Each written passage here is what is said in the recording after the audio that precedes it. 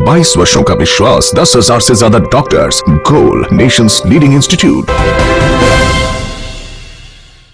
पहले चरण का चुनाव समाप्त हो चुका है और बाकी के 6 चरणों के लिए सभी प्रत्याशी एड़ी चोटी का दम लगा रहे हैं। और एक बिहार, अगर बात करें बिहार की, तो बिहार में एक बहुत ही हाई प्रोफाइल सीट है, सुपौल लोकसभा सीट। और यहां से वर्तमान में सिटिंग एमपी हैं रंजीत रंजन, कांग्रेस की प्रत्याशी हैं और अपनी किस्मत आजमा रही हैं। आज हमारे साथ खुद बात करने के लिए हैं। रंजीत जी, बहुत स्वागत है आपका। और किन चुनौतियों का सामना करना पड़ रहा है? आप क्षेत्र में जा रही हैं, आप सिटिंग एमपी भी हैं। देखिए, चुनौतियों का सामना वो करते हैं जो झूठ बोलते हैं, जिन्होंने जुमलेबाजी की हो, जिन्होंने झूठा वादा किया हो। चुनौती तो मोदी जी के लिए है, एनडीए के जो यहाँ पर कैंडिडेट हैं उसके लिए है। हम लोग उन बातों को पहुँचाने का काम कर रहे हैं जिन बातों को धोखा आवाम को दिया गया। नौकरी की बात हो, महंगाई कम करने की बात हो, महिलाओं की सुरक्षा की बात हो, किसानों की बात हो, मुद्रा कोष की बात हो, स्टार्टअप इंडिया की बात हो, स्टैंडअप इंडिया की बात हो। आप कंक्लूजन में जाएंगे तो मोदी साहब ने 100 वादे किए और 110 झूठ बोले। तो चुनौती उनके लिए है कि वो कैसे अपने आप को डिफेंड करेंगे कि आपने इतने सारे वादे किए और एक भी पूरा नहीं किया। तो चुनौती हम मानते हैं कि एनडीए के लिए बहुत बड़ी है। देखिए, अगर आपके बारे में बात की जाए या कांग्रेस के पार्टी के बारे में राष्ट्रीय स्तर पे बात किया जाए, तो प्रधानमंत्री का आरोप है कि आप लोग की भाषा है वो प्रो पाकिस्तान है और वो नेशनलिस्ट है, पैट्रियोटिक हैं और देश हित में, यहाँ तक कि उन्होंने अपील भी किया है। तो इस चीज़ को कैसे जस्टिफाई करेंगे आप पब्लिक के बीच में जाके? छोटी सी बात से जस्टिफाई करेंगे कि मोदी साहब, हम लोग विपक्ष में हैं और बहुत छोटी तादाद में आए, उसके बावजूद 5 साल मोदी साहब को हो गए, अभी तक वो रोना कांग्रेस का रो रहे हैं। तो इसका मतलब है कि उनके पास अपने बताने के लिए कुछ भी नहीं है। वो ये क्यों बात नहीं करते हैं कि 10 करोड़ युवाओं की नौकरी नहीं हुई? ये वो क्यों नहीं बात करते हैं कि 20 लाख जो सरकारी पद है वो अभी तक भरे नहीं गए हैं? वो ये क्यों नहीं बात करते हैं कि 1 लाख स्कूल आपके इन 5 सालों में सरकारी स्कूल बंद हो गए? वो ये क्यों नहीं बात करते हैं कि डॉक्टर इंजीनियर की डिग्री वाले स्टूडेंट को आप पकौड़े तलने की बात कर रहे हैं? वो ये क्यों नहीं बात करते हैं कि गंगा मेरी मैया है कहकर आपने इतने 1000 करोड़ खर्च दिए लेकिन गंगा साफ नहीं? वो 370 की बात क्यों नहीं करते हैं? जो वादे उन्होंने किए, हम लोग तो सोच कर आए थे कि इस बार हम सबके अकाउंट में 15-15 लाख होंगे। आपके अकाउंट में भी आ गए क्या? आप ही बताइए। हमने तो सोचा था कि हम लोगों का खर्च निकलेगा। तो हम लोग उनसे पूछ रहे हैं कि इस बार जो उनका मैनिफेस्टो आया तो काला धन की बात गायब है, स्मार्ट सिटी की बात गायब है, बुलेट ट्रेन की बात गायब है। वो तो खुद ही अपने आप में उलझ गए हैं। तो ये उनकी कमजोरी दर्शाती है। बार बार कांग्रेस के तरफ मुंह ताक कर वो रोना जो रोते हैं। नहीं, ये बात ठीक है आपके आरोप अपनी जगह है, लेकिन बीजेपी वाले भी तो आरोप लगा रहे हैं कि आप 72,000 सालाना कहाँ से देंगे? चांद को धरती पे लाने का सपना दिखा रहे हैं आप लोग। चांद को धरती पे लाने का सपना मोदी जी ने दिखाया था कि इतना पैसा स्विस बैंक में है कि 125 करोड़ के खाते में 15-15 लाख होंगे। हम 15 लाख की बात ही नहीं कर रहे हैं।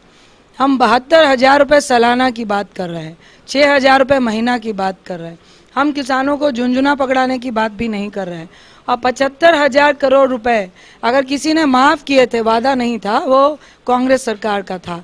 और आज छत्तीसगढ़, मध्य प्रदेश, राजस्थान में चुनाव में ही राहुल गांधी जी ने वादा किया था कि किसान का कर्ज माफ़ होगा, हम आएंगे, और हमने माफ़ करके दिखाया। आज अगर पेंशन योजना, आपकी मसूमात योजना, खाद्य सुरक्षा, मनरेगा हम इम्प्लीमेंट करके हमने दिखाया। हमने लोगों को 100 दिन का रोजगार दिया, अब हम उसको 150 दिन करने जा रहे हैं। तो ऐसी सरकार जिनको 55 साल देश में राज करते हो गए, अगर वो 100% झूठ बोलने वाली सरकार होती, तब उनको, अगर ये मोदी साहब बोले होते न्याय योजना की बात, तो निश्चित तौर से लोगों ने झूठ समझना था। ये 100% सही है कि जो 20% परिवार हैं जिनका आय का स्रोत नहीं है, उसको हम लोग 6,000 रुपये महीना देंगे। रघुराजन, आपको याद होगा, आरबीआई गवर्नर, जिन्होंने नोटबंदी से पहले मना कर दिया था कि आप नोटबंदी नहीं करें, जिसके कारण उन्होंने रिजाइन दिया था, आज उन्होंने भी कहा कि ये जो 6,000 वाली योजना है ये इंडिया में संभव है। ठीक है, ये राष्ट्रीय स्तर के मुद्दे हैं, लेकिन देखिए बिहार में महागठबंधन के लिए बहुत बड़ी चुनौती है एनडीए। एनडीए के पास 3 बड़ा चेहरा है, एक तरफ नरेंद्र मोदी है, एक तरफ नीतीश कुमार की सोशल इंजीनियरिंग है और रामविलास पासवान एक दलित चेहरे हैं। महागठबंधन में आपके जो एक कद्दावर नेता है लालू प्रसाद यादव, वो जेल में है।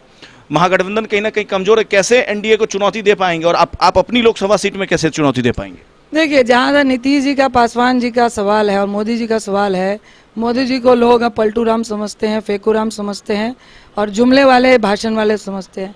नीतीश बाबू का जहाँ तक सवाल है, उनका सुशासन में कुशासन, जब 37 लड़कियों का बलात्कार हो रहा था बालिका गृह में, उनका पोल खुला, जिस तरह उन्होंने पूरा सरकारी तंत्र रेपिस्ट को बचाने में लगाया। आज पूरे बिहार में शराब बंद है, लेकिन खुद नीतीश जी के जो प्रशासनिक लोग हैं होम डिलीवरी घर घर करा रहे हैं। तो ये बड़ा चेहरा है, ये बिहार को अच्छी तरह से समझ आ गया। जहाँ तक आप पासवान जी की बात कर रहे हैं, वो सिर्फ अपने घर के मुखिया नेता हैं और वो सिर्फ अपने परिवार को जिताने का काम करते हैं और उनको पूरे बिहार का मौसम विभाग कहा जाता है। वो बस अपनी नैया नहीं डूबे उसका काम करते हैं। तो ये बिहार के कदावर नेता नहीं है, ये अपने परिवार के कदावर नेता हैं। रंजीता रंजन अपने जीत को लेकर के कितना आश्वस्त है एक नेता के तौर पे? देखिए, मैं यही कहूँगी कि मैंने कभी भी नेता बनने की कोशिश नहीं की। सुपौल मेरा परिवार है और हम सब ने मिलकर यहाँ पे प्राथमिकता में सड़क, बिजली और पुल के काम को प्राथमिकता दी थी, रेलवे को प्राथमिकता दी थी, सेंट्रल स्कूल को प्राथमिकता दी थी और सेंट्रल स्कूल भी आया, से रेलवे भी बड़ी लाइन आ चुकी है, गड़बड़बारी तक चल चुकी है, कई सड़कें बनी, बिजली आई, कई पुल बने। तो मुझे लगता है कि सबसे आम बात जो प्रतिनिधि की होती है वो ये होती है कि हम वो प्रतिनिधि नहीं है कि सिर्फ चुनाव में आके मौसमी मेढक बनकर, जिसको बरसाती मेढक कहा जाता है, बनकर भाषण दिया और अपने बड़े बड़े नेताओं को बुलाया और 5 साल तक नहीं मिले। हम लोग 1 महीने में 3 बार आने वाले लोग हैं और पब्लिक जो आवाम है वो ये चाहती है कि देखिए, कोई भी नेता चाहे प्रधानमंत्री हो, किसी के पेट में भोजन नहीं देता, लेकिन लोग ये देखते हैं कि आप उनके लिए, उनके दुख और सुख में खड़े हैं। तो वो काम मैंने भरपूर किया है, ये आपको यहाँ की जनता भी बताएगी। तो मुझे पूर्ण विश्वास है कि वो मुझे सांसद बनाने के लिए नहीं, अगर क्षेत्र का प्रतिनिधि मजबूत होता है तो आपकी आवाज़ दिल्ली की सदन तक पहुँचती है। अगर आपका प्रतिनिधि कमज़ोर होता है तो सुपौल की आवाज़ सुपौल में ही दब जाती है। तो मुझे लगता है इस काम में मैं कामयाब हुई हूँ, तो जनता मेरा साथ दे रही है। एक आखिरी सवाल है मेरा कि कई सारी चुनौतियां हैं, मैं उन चुनौतियों को अंकित नहीं करना चाहूँगा।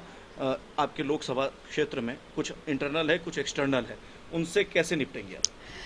देखिए, उससे आवाम निपटता है और बहुत छोटी सोच रखने वाले कुछ लोग होते हैं जो मैं कहूँगी कि उनका अपना पर्सनल मामला होता है, जिसको वो बड़ी चीज़ों के लिए मुद्दा बनाते हैं। कुछ लोग हो सकते हैं जिनकी सोच, और मैं ये कह सकती हूँ कि अपने ही परिवार की बहू अगर आगे बढ़ रही है तो सुपौल के जो मेरे गार्जियन हैं उनको बहुत अच्छा लग रहा है। मुझे कांग्रेस का राष्ट्रीय प्रवक्ता बनाया गया, हिमाचल का प्रभारी बनाया गया, तो सुपौल के लोगों को, मेरे अभिभावकों को, माँ बहनों को गर्व है। कुछ लोग होते हैं जो आपने घर परिवार में भी देखा होगा कि उनको बहुत जलन हो रही होती है कि एक आपके घर की बहू आगे बढ़ रही है। तो मुझे लगता है कि वैसे लोगों को परिवार के लोग भी घर निकालने का काम करते हैं। चलिए, हमसे बात करने के लिए बहुत बहुत शुक्रिया आपका। देखिए, ये थे रंजीत रंजन, कांग्रेस के प्रत्याशी। अपने अंदाज और परिचित अंदाज के लिए जानी जाती है और उसी अंदाज में इन्होंने प्रत्यक्ष और अप्रत्यक्ष रूप से सभी बातें कह दी। किसी विश्लेषण की जरूरत है नहीं। कैमरा सहयोगी सैयद के साथ आशुतोष झा।